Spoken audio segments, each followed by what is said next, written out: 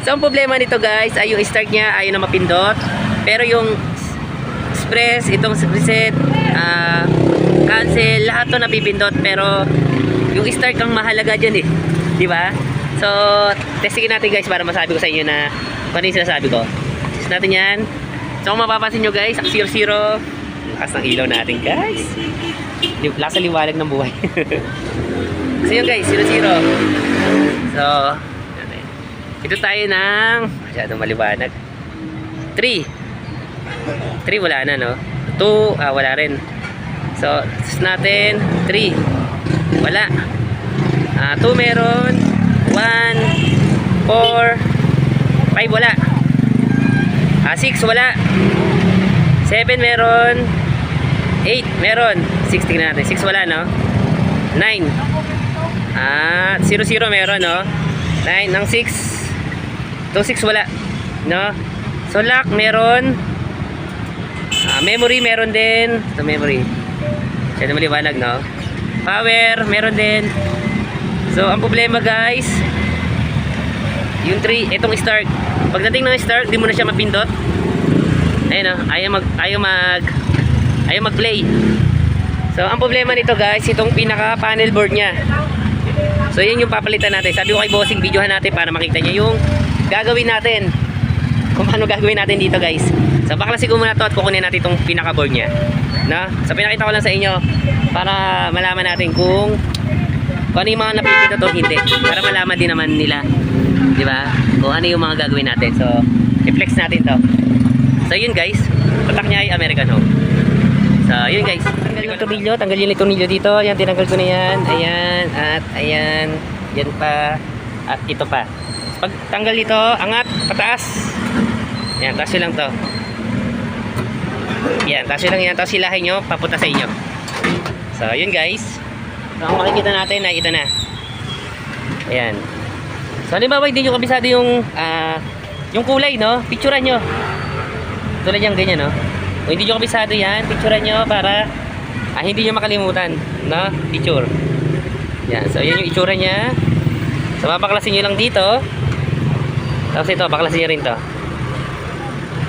Ay mananggal. Lagyan natin ng, gamitan natin ng yan, ipitin nyo lang dito yan kasi meron yung lock eh. Yan. Tapos ito, tanggalin nyo lang yan. Pag tanggal nyo yan ay may screw dito sa taas. Tanggalin nyo lang to. Yan. Tanggal nyo yan, makukuha nyo na tong, tabi nyo yung mga tornilyo guys para hindi mawala no? Hilahin nyo to, tulak nyo to para buksan yung pintuan. Tapos angat nyo lang, makukuha nyo na to. Yan, sila yan. Hilahin nyo lang patas kasi meron pa yung parang lock. Yan, tapos makukuha nyo na to.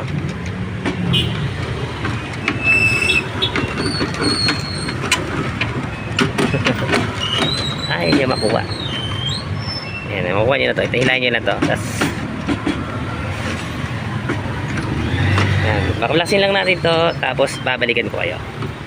Guys, ito na yung board nya. Tinanggal na natin siya. Yung itsura nya. So, baklasin ko muna to. Balikan ko kayo. So, pagtanggal yung tornilyo dito guys. Yung tornilyo na yan. Yan.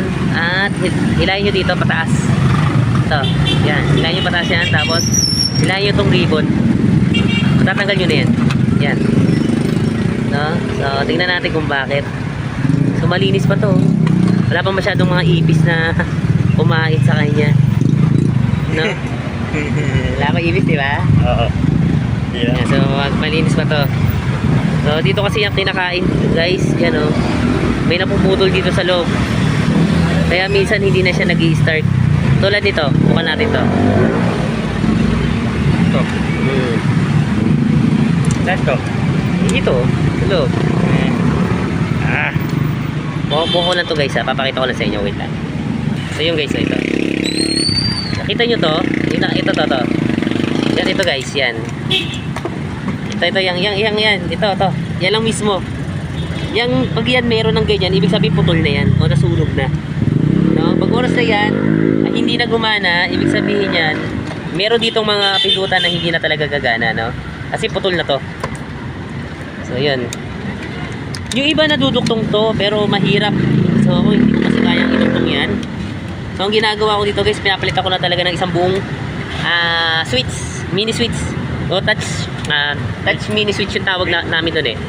So pakita ko na lang sa inyo guys kung ano yung sinasabi ko sa inyo, no. May mga video ako nito pero sige gawin natin dito yan. Kasi sabi ni Kuya gusto niya video ha para makita niya yung mga akwal kung paano ginagawa, no? So ito dito natin sampulan yan. So yun guys, dito lang tatanggalin natin. Ito itatabi natin to kasi magagamit din natin yan. Tapos ito ang mga ribbon. Yan guys, tatanggalin nyo lang siya. Nakadikit lang yan dyan. Yan. So ito yung kukopyahin natin. So mahababang kwentuhan to. So yan guys. So pag-iwalay natin to. Pag-iwalay natin to para makita natin guys kung nasa yung baba sa yung taas, no. So kung makikita nyo dito guys, ayun yung pinakaputol, oh. Sa ribbon, ayan, yung nakikita nyo itim na yan, ayan. Yan yung pinakaputol. Gusto mo yan lang yung pinakaputol niya, hindi mo na mapipintot yung start. So start lang kasi yung problema nito, saka yung mga tree. So yun talaga. So para sigulan to guys, napakita ko sa inyo na pinapunta tayo ng gabi. Ayan, gabi na. So yun guys, balik ko kayo. Tapos yun guys, ito na yung pinaghiwalay natin kasi magkasama yan, makatugtong yan ganyan. So pinaghiwalay natin. Kung makikita nyo guys, kitang-kita na yung pinakasunog, no? Ayun yung pinakaputol, no? So pag yan naputol na, hindi mo na siya mapipindot. So butasan na natin to. Ito, butasan natin to. So lalagyan lang natin, dito lang natin ilalagay yan para maputasan natin yan. So butasan lang muna to at babalikan ko kayo. So pag nabutasan nyo na yan, kuhanin nyo na to. Tanggalin nyo yan kasi nabutasan nyo na yan. Kinuha nyo lang yung pattern para yung mga butas, no? So yan na yung pinakabutas niya. Yan. Ay.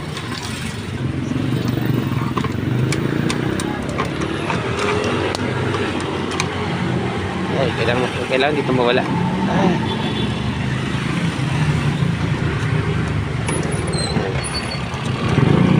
Pag yun na yung butas guys, pwede nyo na kuhanin yan. Tapos yan na, lakihan nyo na lang yan. So kailangan kunin nyo to kasi pattern yan, no? So kukunin nyo pa to para malagyan nyo ng wire, no? So yan na yung nangyari. So butasan na yan. So yan na siya. So yun, butasan ko lang to at babalikan ko kayo. Butas niya. So ilalagay na lang natin to. Dikitan natin ng super glue. So balikan ko kayo guys at kakabit lang natin yan. So step by step yan, ha. Kapit ko lang to. Lagyan na natin to ng mga pindutan. Ayan yung mangyayari sa kanya. Ayan yung pindutan niya. So lalagyan lang natin ng wire to at balikan ko kayo. So paano natin lagyan ng wire to? So yun guys. Lagyan na natin ng wire. Ayan na guys. Yan na siya. So nilagyan ko lang ng palatandaan yan. Yung ano na to, kung ayun, may palatandaan yan na sinulat natin. Kasi wala ako makuwang maganda sana kung iba-ibang kulay sana to, no? Pero wala kasi ako makuwang wire na iba-ibang kulay. Kaya ginawa ko, tatandaan na lang natin, no? Tatandaan ko na lang kung paano ko siya nilagay. So kinuha ko lang to, ginaya ko lang naman to sa taas to guys, ha. Ito sa taas yan, kaya sa taas ko rin siya nilagay. Ngayon yung isa nito sa baba naman, yun naman ang gagawin natin. So lagay ko muna at babalikan ko kayo guys. So mahirap pero syempre trabaho kailangan gawin, no? Mahirap hanapin kasi nakakahilo yung pattern, eh, no? Pero sabi nila madali daw, eh. Di pagawa natin sa kanila, no? So yun muna. Tapos okay na to. Ayan. So kompleto na siya. Ito na yung pangalawa. Ito na yung sa baba. Ito yung sa taas, no? So ikakapit na lang natin siya sa pinaka-board niya. So yan guys. Yan. Papalo ko na siya sa mga board. Kakapit ko na siya dito. Okay na yan. Ito. Ito guys. Yan. So tatanggalin ko lang to para makapit natin yan, no? So balikan ko kayo. Tapos ko lang to. Nilagay na natin dito. Yan yung 1 saka 2. Tapos yan na. Hininang natin siya dito, Jai. Hininang natin yan kasi ito yung nakalagay. No, tinanggal na lang natin to. Hindi ko na napakita sa inyo dahil nagmamadali na tayo. So ilakalagay niya lang yan guys. At babalik lang yan nakaganyan yan. No? So yun guys, lagyan natin sa supply ng kuryente ito para malaman natin, no, kung okay na. So yun guys, ito na, sinaksak natin siya. Papansin nyo guys, meron siyang cancel. Papansin nyo guys, meron na siyang bilang, no? Ayan. So i-start na lang natin siya. Ayan na. Nakikita nyo, okay na. Ilalagay muna natin yung board niya guys.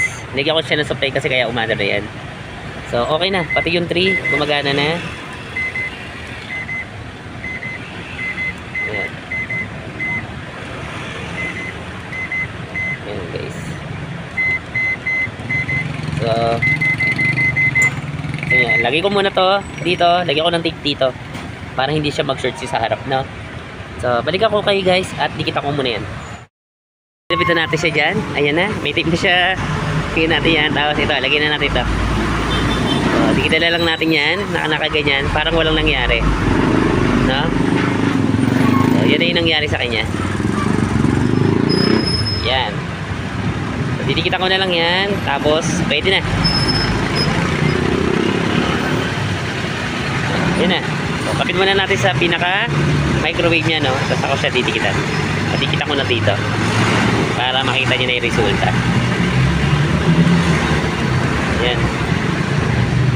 Yan na siya.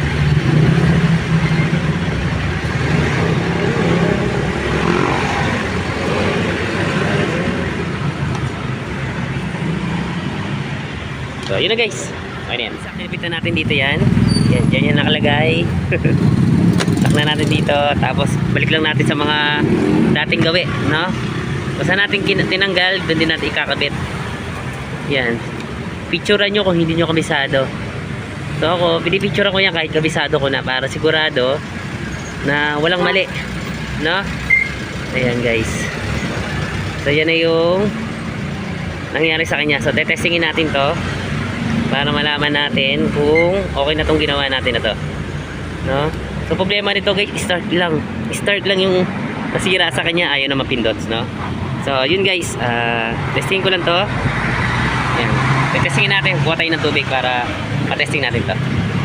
Wait lang. So yun guys, ito na siya. Ayan, testingin natin, kuha tayo na may tubig. Kuha tayo tubig dito. Ayan. Ayan, tapos open. Tingnan natin guys kung mag-start na siya, no? Ayan, tapos express 30%, gawin natin 30, no? Tapos start. So yun guys, nag-start na siya. Ayan. So hintay lang natin matapos yan. 30 minutes lang naman nilagay natin. So, tingnan natin kung iinit siya, no? Nakikita naman natin guys. 12 7, 6, 5, 4, 3, 2, 1. Tingnan natin. So, yun guys. Aray ko. Mainit na. So, yun lang guys. Yun naging problema niya. So, tingnan natin yung mga power. Meron na 1, 2, 3, 5, 6, 7, 8, 9, 0, 0. So, meron na lahat guys, no? No, pati itong auto meron na rin. Timer 0, 8, no, 1, 2, 3, 4, 5, 6, 7, 8, 9. 9 0, 0, 0, 0. So yun guys, start. So lahat guys gumagana na. So yun ang naging problema niya, no? Dahil sa ribbon lang na to. So dahil dito guys, ayan sa itim-itim na yan. Yan, dyan siya nasira, kaya hindi na mapindot yung start niya, no? Yan lang, dito lang yan. So naputol lang na yan, isa lang na yan. So ayaw na gumana. So hanggang dito na lang guys itong vlog natin na to. So maraming salamat. So paalam.